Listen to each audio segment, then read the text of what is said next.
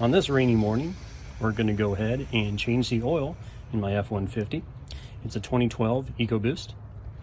I have the appropriate HP 2011 K&N filter, which I like because you're able to use a wrench to take off the oil filter if you absolutely have to.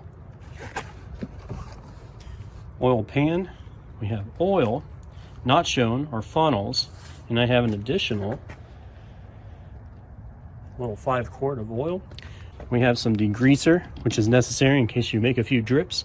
You can go ahead and spray that on there, let it sit for a bit, and then go ahead and wipe it up as you need to. I like to see what I'm doing, so I have a small light. This is kind of a fancy light, it cost me $5. It's very bright. I'm not going to turn it on right now. And then of course I like having grips, so you see that I'm wearing nitrile gloves, inspection gloves, but also to get the oil filter off, I like to just kind of pull it counterclockwise. Using a PVC glove, it just gives me additional grip. So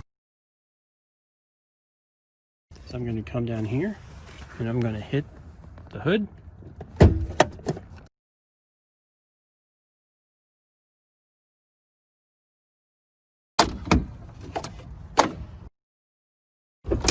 Simple lever like that. Now it's open. I'm going to leave the cap on. You can see the cap here, and you can see the dipstick in the back. You may have the skid plate. You see mine is a little bit warped.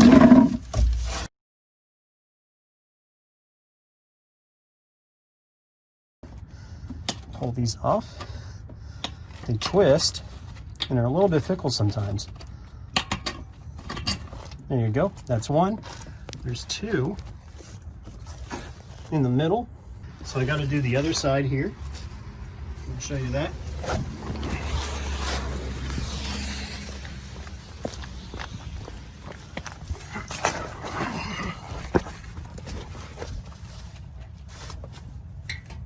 You can see how that mechanism works if I zoom in. Just in case you were ever interested, it's very simple. It's a screw. It fits like that. Let's see if I can focus. Focus. Okay. And just does that. And comes out. There are two. You can see right here. Where are you, buddy?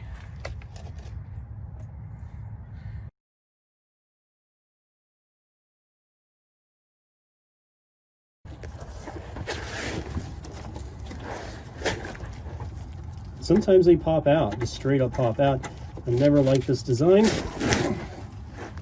because this isn't the worst of it. Sometimes they just pop out whenever they want to too. So you got to be careful of that. All right, now that our skid plate shield is gone, or at least removed, we can access what we need to. I don't know what you call them, but you do once you flip these over, and this will expose where the oil filter is, and this is pretty much the only way you can access it. The way I'm going to do it is I'm going to put on a PVC glove and twist it, and it's just going to come apart.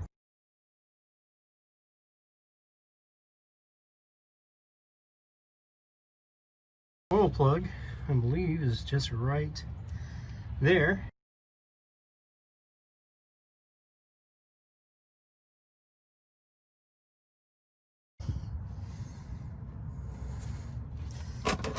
Apply a lot of pressure counterclockwise to it to get it off there. Not having much luck. Sometimes it gets stuck. It's one of the tricks I like to do. Now don't use a ton of pressure to do this, a ton of effort, because you're just going to tap it a little bit. Hold it firm.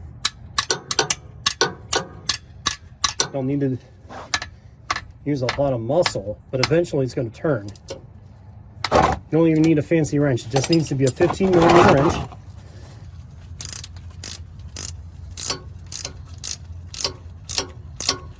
This usually just gets stuck. I may have to just break down and buy a new oil plug for my next oil change. Which they don't cost that much. It's the inconvenience of having to order it. Back can get it. Yeah, there we go. You can see some of the oil is going to start to drip out initially. If I can capture that here.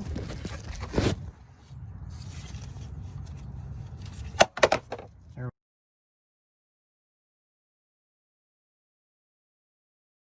Unscrew this. When we do that, we should see that there is a bigger stream. No, but it does help alleviate some of the pressure in the system. So once we know that it is stopped, I'm going to go ahead and put the oil plug back in. Now, I dropped my oil plug in there. That's what I have here. The towel I'm going to push over there, and I have a screwdriver with a magnet on it. And I found it. It's right here. Easy peasy, and I didn't have to get my hands dirty.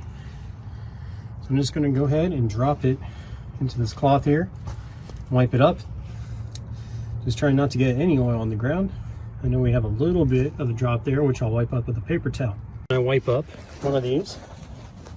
Let me rest this here. Are you going to let me? There we go. Is I wipe up the screwdriver. I try to keep these out of the rain as much as possible. And I have my rare earth magnet still connected to the oil plug. I'm going to wipe up the rare earth magnet and put it right back on that screwdriver tip so I know where it is. Next, with these oil plugs, what I've always done is I always kind of disassemble them and I clean all the little ridges and everything inside of them just so they're dry. I know they're going to get wet again, but I do so we can get any kind of crud and yuckiness out of that oil plug before we put it back in.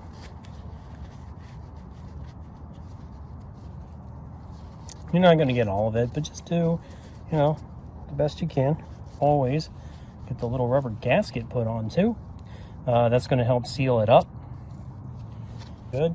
Now we're just going to go ahead and replace the oil plug. So as you see, it's just the same as when we put together the last time. Sorry, same as when we took it out. We're just going to screw it right back in clockwise.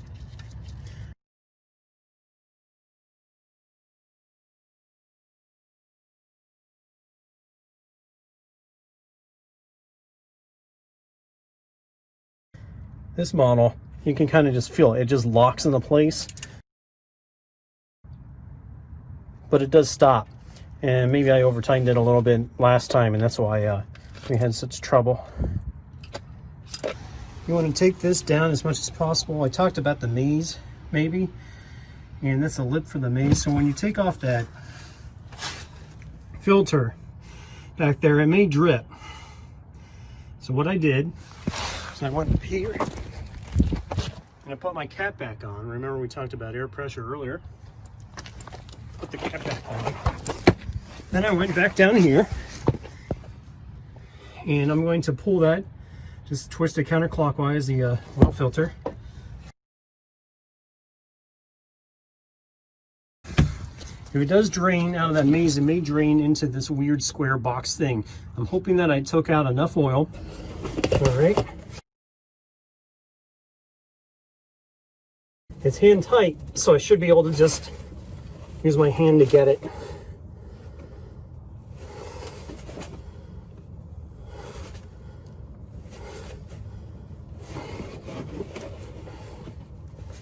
And it's too wet. I'm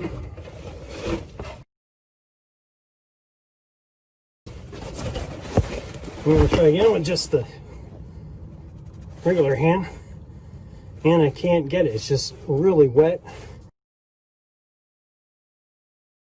Strap wrench, you can get this at pretty much any auto parts store. And let's go ahead and use the new filter and show you how that works. Especially for those who've never used one before. So you have the oil filter is on there, and what you want to do, I got a better position here. So this isn't an all the time thing. This is just something that helps you get out of trouble, is that you put it around the oil filter and you're going to twist, and you want to twist counterclockwise, so this way. until it tightens around that oil filter. And you want it as straight as possible, not like this. So I'm going to flip it around. I'm going to make sure that it is over, as in this fashion. Okay. You're going to twist counterclockwise until it wraps around. And what it may do is it may actually pull up a little bit, and it's going to grab that. And when you twist this, it's going to pull it that direction. So that's how these strap wrenches work, and why I love them so much over the ones where they're you can use one of these tools as well. Though I find that even though they do tend to work for most people, they don't work for me. And they have to be of a certain size. So if you get a bigger engine or smaller engine, different car, sometimes the oil filter is a different size. So just be aware of that.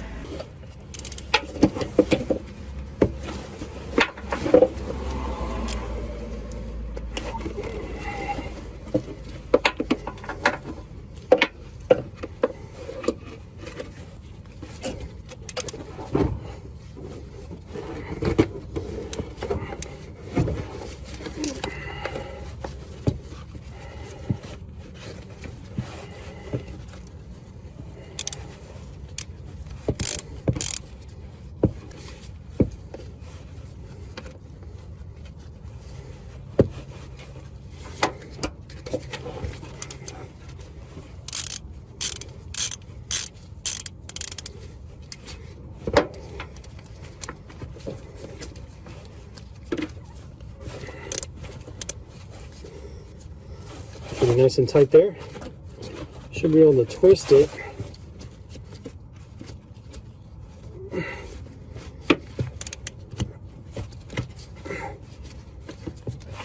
Gotta hold it, pull it. It's not very comfortable, by the way. It's gonna pop it at some point, which I can then get it.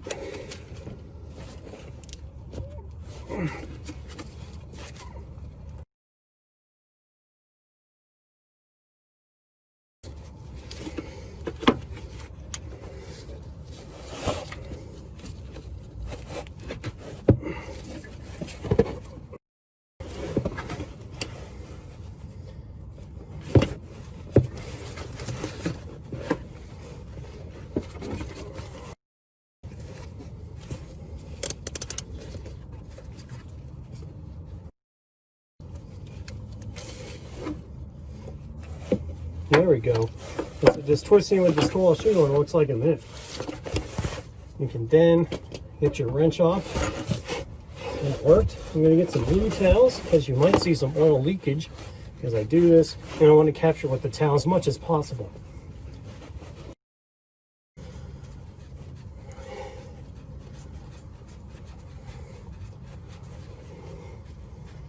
It's easy enough.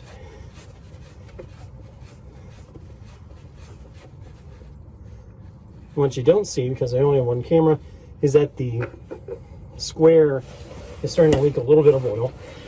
I'm just going to dump this right in. There you go. You can see the square is draining through the maze. There's not much you can do about it. You just have to wait it out. Let it do its thing. More waiting, right? Nope, whatever. We successfully got it in. We didn't have any real oil spills, just a drop so far. And in the rain, it's easy to clean it up. So let's wait. All right. So next, what I'm going to do is I'm going to lubricate this this rubber bit here. Very easy. I'm just going to take my oil can, pop the top. I have a little bit there. Could use that. And just go ahead and wipe it around there. This just helps with the seal. I think it does. I don't know. But I always like doing that just in case. Let's show that glisten. Focus on that glisten right there. Yes. So I'm going to put this back together. And even though it's still draining from that little square there, I'm going to go ahead and put this guy back on and let it drain for maybe about 15 minutes because it takes a while for it to work out to the maze, and I don't want to just have oil build up or to drip on the ground anymore.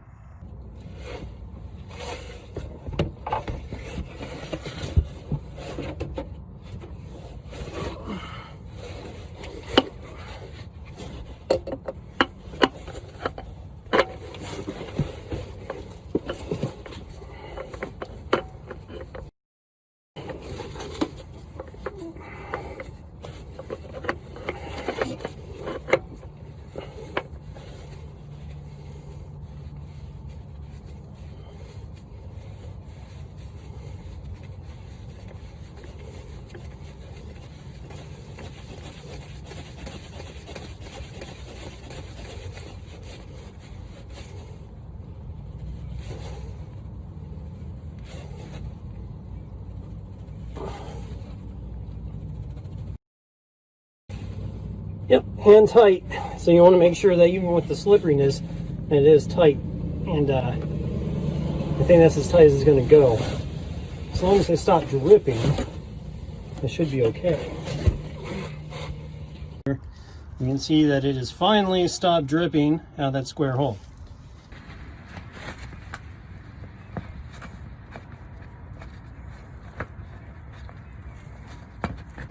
So what I do here, I'm just going to go ahead and drain the old oil into this empty container. So the pro tip for filling up your oil here is, one, you can use any funnel. You can even make one if you had to, with a water bottle or a Mountain Dew bottle, whatever works.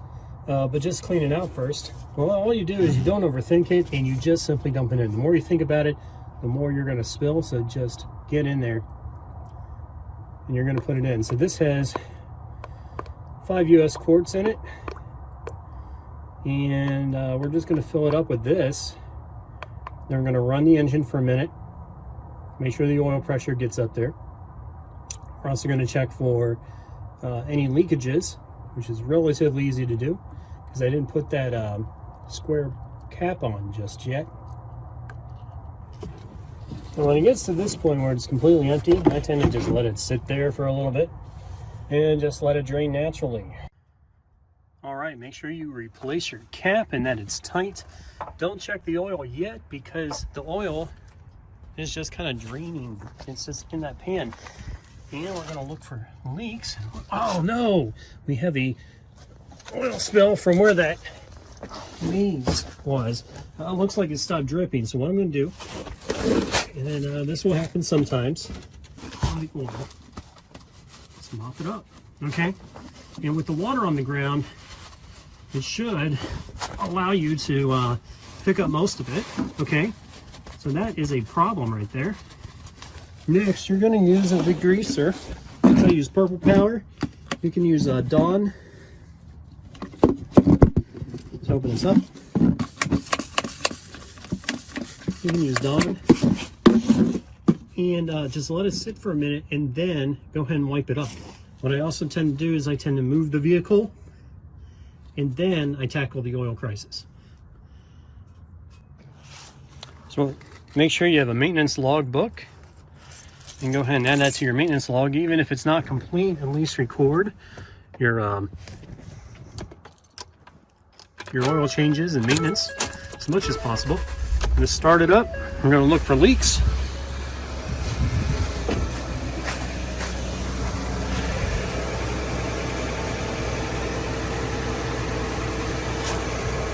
Zoom in a little bit here. I don't see any leaks. So we let it run for just only a moment. The oil is going to go back into the engine. It's going to cycle around. We're going to check for any warning lights other than that one. Change oil soon. So this is how you go ahead and change the oil. I'm going to click OK on these. You're going to go into settings, vehicle, fuel life reset, set to 100%, hold the reset. Good to go. No worries there. All right, now we got to put the skid plate back on. So this little part is going to fit in that slit right up there. Further, we're going to have to plug in each one of these bolts. One of them fell out recently, so we're going to go ahead and put that there. We have this guy here. This guy pokes in, pokes through. He doesn't stay. I think he's missing a part. This will cost you from a dealership about 300 bucks. Don't order one and return it. They don't take returns. Life experience. Even if it's new in box, they do not take returns. So, just be aware, there's only one skid plate here. I'm going to go ahead, I'm just going to attach it, and then I'm going to attach the one on the farthest side. And this is really weird. You have to feel for it, and you have to try and pull it down, because if you don't have it latched in, it's going to fall off while you're driving. Life experience. Now I haven't attached these center ones yet. You see what it did there? This is why it's a pain in the butt to do.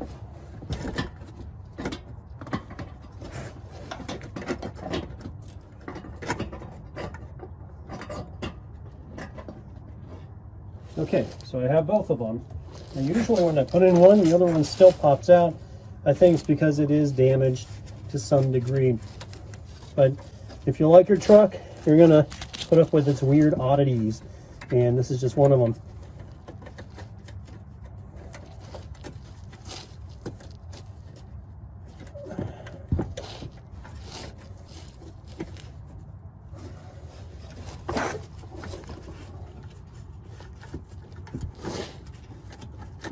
Looks like it overshot it a little bit here. You gotta bring it down. Luckily it's flexible, right? Otherwise, it's more flexible than I am at this age. Oh boy. All I need is that top lip over. There we go.